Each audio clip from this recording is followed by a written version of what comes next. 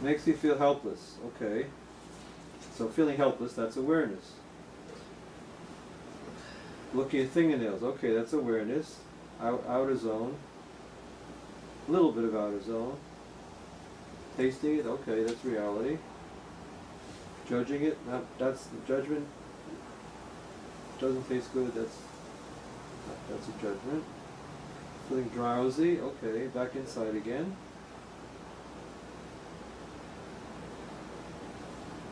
Stress. Here is awareness, important awareness. The stress I'm putting on my toes. You see that? That you are doing this.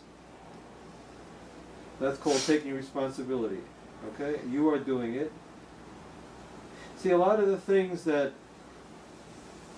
problems, you solved yourself as you went along. But others you didn't solve, and as a result, you put yourself more and more in a box. If you did realize that you were doing it to yourself a little bit, you said to yourself that I'm too aware of body feeling as opposed to something else, whatever that might be. Okay, so that you're aware of what you're doing. I just don't know how to stop it sometimes. Okay.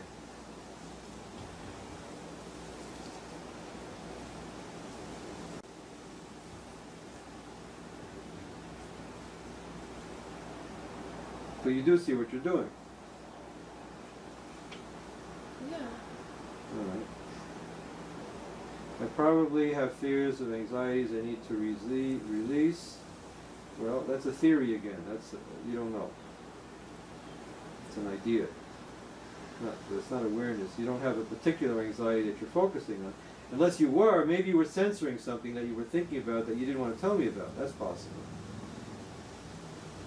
Were you censoring? You don't have to tell me what it is. Or did you have some particular thing that you were not talking about? Yeah. Okay, so you were censoring. All right. You have a right to do that.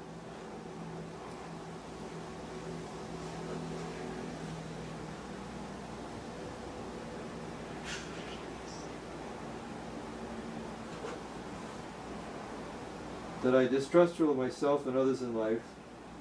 Okay. Now, which other is in this room that you almost totally ignored here?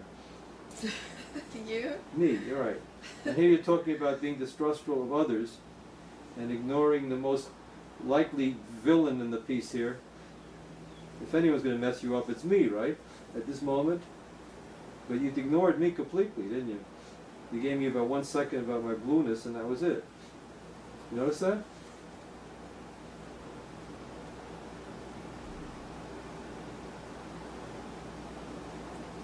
So I would say you avoided me nearly 100%.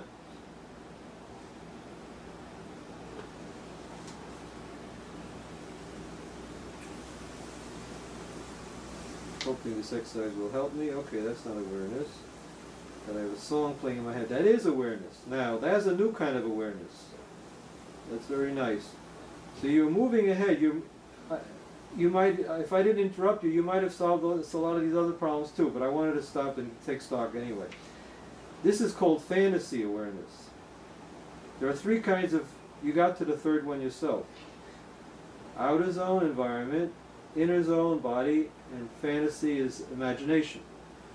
And when you heard that song in your head, that was fantasy zone awareness, all right? Third kind of awareness.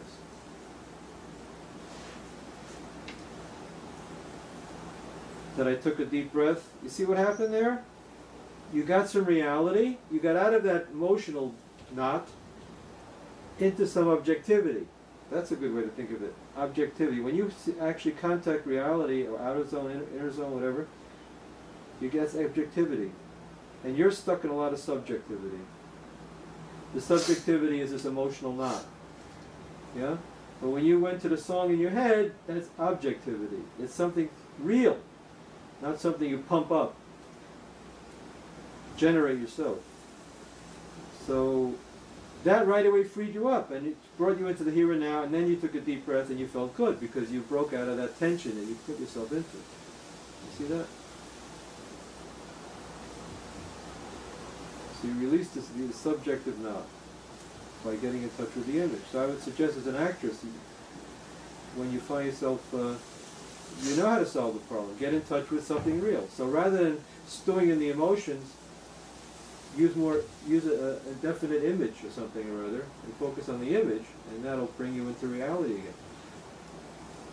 You know what I mean?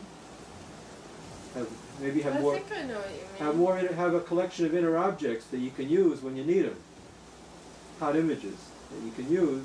But what do I do? Just visualize them? This case, you visualize it. You heard a song play in your head, right? So what about, why not use that idea as an actress?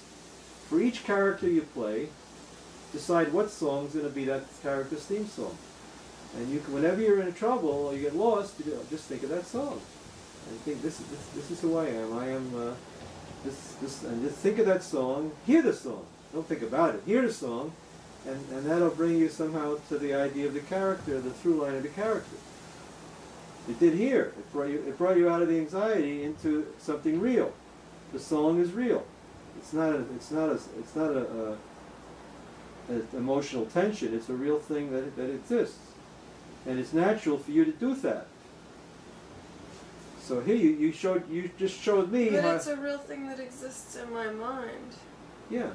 Like looking at the trees, that's something that's real in the reality. So isn't that better? No. According to this theory, the way I understand it, the three zones of reality are all equally real. They're all awareness. They're all contact boundaries. When I see a color, by the way, yeah, we talked about very few colors so far. When I see yellowness, that's as real as when I see an image of my mother, or as real as when I contact the stomach tension or my back being not comfortable in this chair. Okay? Each one is equally real. And then how I look, conscious of how I look, body image, that's again anxiety about Do you want to... a judge projection. Do you want to... So a judge projection? So those, a judgment project... Is that an awareness? No, that's not awareness. That's when you lose your focus, when you get lost, or when you're not working well, and you don't have enough inner objects and material or outer objects to focus on, then you start worrying about how good a job I'm doing as an actress, and then you start judging yourself, projecting your eyes instead of using your eyes. Instead of projecting your eyes out there and imagining that the audience is being critical, or the director isn't satisfied, rather see your scene partner and watch what the scene partner is doing. You ignored your scene partner in this scene, me. You blocked me out completely. Okay? And that's what I saw in the image in the camera there, by the way. There are relatively few moments when you looked at that camera and had the image of the person you were talking to clearly in front of you. Most of the time you were focusing on the emotional stew, which is very good. You're very good at generating that emotional stew inside your gut there and getting lost in it. That's wonderful material for an actress, but you got to balance it with, I'm not saying you got to, but I would suggest, the theory suggests that you should balance it with some objectivity also. All right? Okay, so look what we learned from simply telling me what you're aware of for 10 minutes, right? We learned a lot, didn't we? Let's see what time it is. I'm happy. Doesn't mean you'll do any better this time, but at least you heard. Well, I want to do better, that's why I'm... Well, we'll see. Okay, now let's see. It's 10. We have another. It's 11:50. I want to use the restroom real fast. Okay. Real fast. So this doesn't count as time.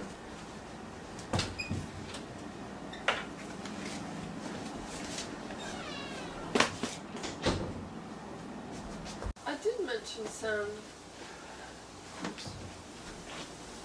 I remember I said something about like the sound outside. Yeah, okay, you mentioned it for a second here, a second there, but I'm talking about balance. I'm talking about getting a balance. That's what's missing here. You're doing all the things, but it's a matter of balance. Okay, now here's an important point.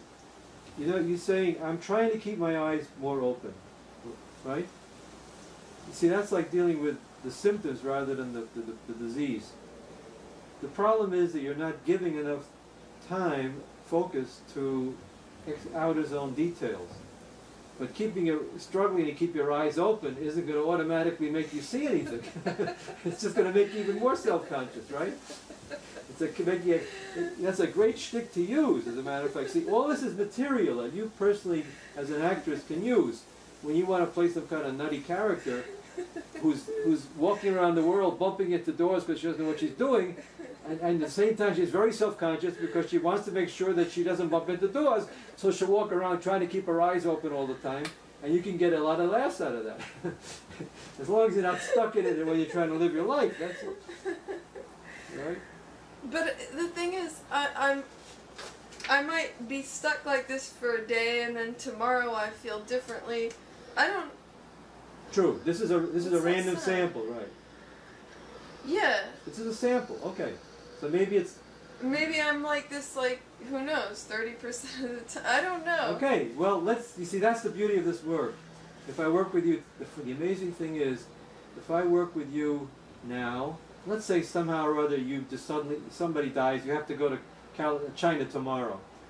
I don't see you for another year. The amazing thing is, if I work with you a year from now, you'd probably start off more or less where I left you. Really? You Yeah. think it's that consistent? It's amazing. I'm telling you, I'm doing this for 30 years. People progress. Because, to be honest with you, I think like a year ago, I wasn't as self-conscious. A big thing that made me more conscious. Things could change you during the year, but I'm saying, assuming that no major things do change you. Anyway, let me get through this, please. I don't want to discuss things now. I want to work. All right. Okay. A certain amount of discussion to make sure we're clear, and you guys in the audience out there are clear what we're talking about. But basically, we're working now. We're not talking about it. So blue circles on the firebox. Okay, again, there's another thing you could have looked at some more.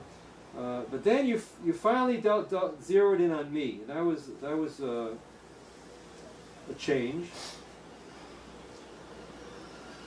What the blanket feels like, okay. But then your toes, you looked at them. You said a lot of outer zone things. But then you focused on me a lot. The beret, and the hair, curly hair, your shoes, and